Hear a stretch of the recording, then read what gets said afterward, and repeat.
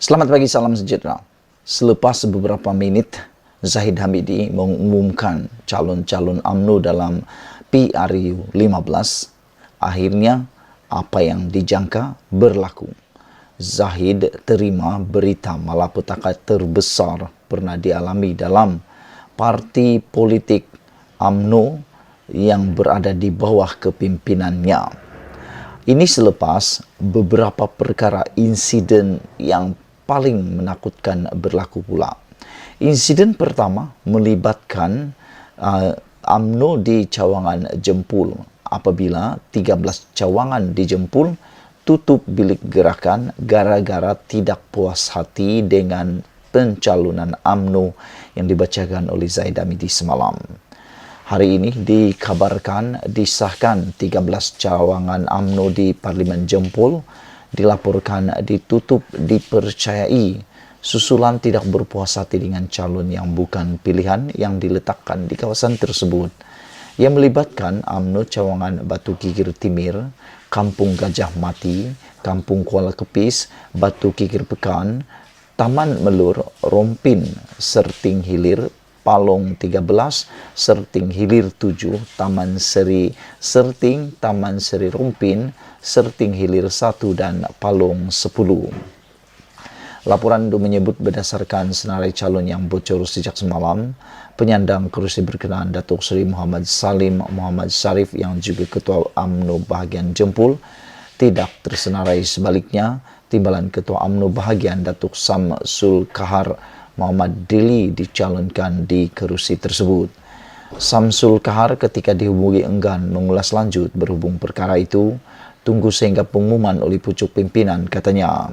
Setiausaha UMNO bahagian Jempul Zamri Omar berkata, pihaknya kecewa dengan tindakan Samsul Kahar yang sebelum ini sudah menyatakan hasrat untuk tidak bertanding dan memaklumkan perkara itu dalam mesyuarat bahagian. Saudara-saudara, itu cerita pertama, itu insiden pertama, malapetaka pertama yang menimpa UMNO di saat pengumuman calon dibuat. Yang kedua, malapetaka yang kedua yang berlaku ialah MIC telah pun memboikot pengumuman calon-calon Barisan Nasional semalam apabila MIC marah kepada Zahid isu calon dan kerusi menyebabkan mereka tidak menghadiri pengumuman calon tersebut, dan selain daripada itu dikatakan mereka sedang mempertimbangkan untuk menarik diri dalam PRU dan tidak bertanding pada PRU 15 kali ini. Pertikaian melibatkan kerusi parlimen mengancam peluang Barisan Nasional menjelang pilihan raya umum ke-15 pada 19 November ini, dengan parti komponennya MIC mungkin memboikot pilihan raya itu.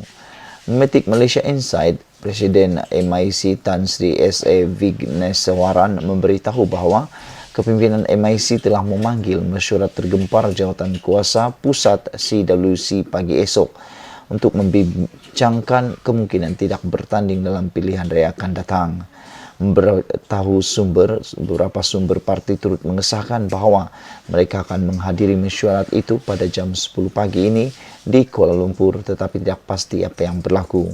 Kabar angin mengatakan bahawa MIC enggan menerima sebarang kerusi kerana berlaku beberapa perubahan tempat calon mereka. Ini termasuk kerusi tradisi mereka di Parlimen Sungai Buloh yang mungkin ditandingi Khairi Jamaluddin, dan telah disahkan bahawa Khairi Jamaluddin bertanding di Sungai Buloh. Untuk memperkuatkan lagi spekulasi itu, agenda Dili mendapati Vigneswaran serta pemimpin kanan MIC juga tidak hadir pada majlis pengumuman calon BN di Pusat Dagangan Dunia Putra malam semalam. MIC mengugut supaya UMNO memberi mereka lebih kerusi sebelum hari penamaan calon Sabtu ini. Pemimpin MIC telah memanggil satu mesyuarat tergempar pada pagi hari ini.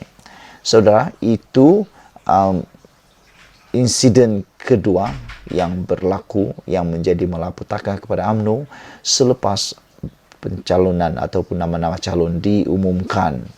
Malapetaka yang ketiga yang berlaku apabila sahidan yang disahkan telah pun dipancung daripada menjadi calon UMNO pada kali ini dengan serta-merta mengatakan bahwa Zahid pecah belah UMNO tetap tanding di Arau. Sahidan kata, walaupun tidak dicalonkan sebagai calon Barisan Nasional UMNO, kali ini beliau tetap tanding di Arau. Ini satu malapetaka baru kepada UMNO, kerana sudah tentu akar umbi yang menyokong Sahidan Kasim masih bersama dengan beliau kemanapun beliau pergi. Ini akan membuat pecah undi untuk UMNO sekali lagi. Yang untung adalah pembangkang, yaitu Pakatan Harapan. PN sedikit keuntungannya kerana yang akan mengikut Sahidan Kasim kebanyakannya ialah pengundi-pengundi Melayu. Menteri Wilayah Persekutuan Datuk Seri Sahidan Kasim mengecam Datuk Seri Ahmad Zahid Hamidi sambil menyifatkan Presiden UMNO itu sebagai individu yang memecah belahkan UMNO. Serentak itu, beliau yang telah terpilih sehubungan itu, beliau yang tidak terpilih mempertahankan kerusi Parlimen Arau yang dimenangi sejak 4 penggal lalu, bertegas akan tetap bertanding dalam pilihan raya umum pada 19 November ini. Beliau sepatutnya berhenti sebagai Presiden UMNO kerana memecah belahkan ummah. Katanya menggunakan istilah kerap digunakan PAS dan Perikatan Nasional dalam isu perpaduan ummah. Kenyataan beliau itu menyusul selepas pengumuman dibuat Zahid yang juga pengurusi Barisan Nasional BN bahwa kerusi Parlimen P003 Arau ditandingi calon baharu Razabil Abdul Rahman. Beliau turut menyelar Zahid kerana menamakan calon yang bukan berasal dari Arau untuk kerusi itu. Bagaimanapun, Sahidan yang juga Ketua UMNO bahagian dan bekas Menteri Besar Perlis memberitahu media bahawa beliau belum memutuskan akan bertanding atas tiket parti mana. Namun untuk rekod, walaupun PN telah menamakan 2 daripada 3 calon kerusi Perlis malam tadi, tetapi calon kerusi Arau yang diperuntukkan kepada PAS belum diumumkan. Tidak menolak kemungkinan Sahidan juga sama seperti Menteri Komunikasi dan Multimedia Tan Sri Anwar Musa yang turut digugurkan akan bertanding atas tiket PN. Ini kerana Sahidan yang menyifatkan beliau sebagai calon boleh menang dilihat lebih mesra PN, terutama PAS, sehingga pernah memberi amaran kepada Zahid supaya tidak menolak bersatu. Beliau juga adalah antara yang memainkan peranan dan memberikan sokongan kepada pengurusi Tan Sri Muhyiddin Yassin ketika 15 ahli Parlimen UMNO dikutai Zahid mengkhianati kerajaan PN.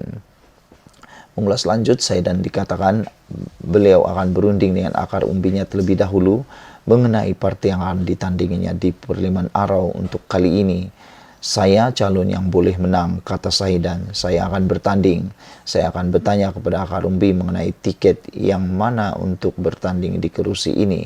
Saya akan memilih parti yang menuju ke arah perpaduan nasional, katanya. Sekian dulu untuk kali ini. Jangan lupa tinggalkan komen Anda, tekan butang subscribe. 3 insiden malapetaka untuk Zahid Hamidi. Bye-bye.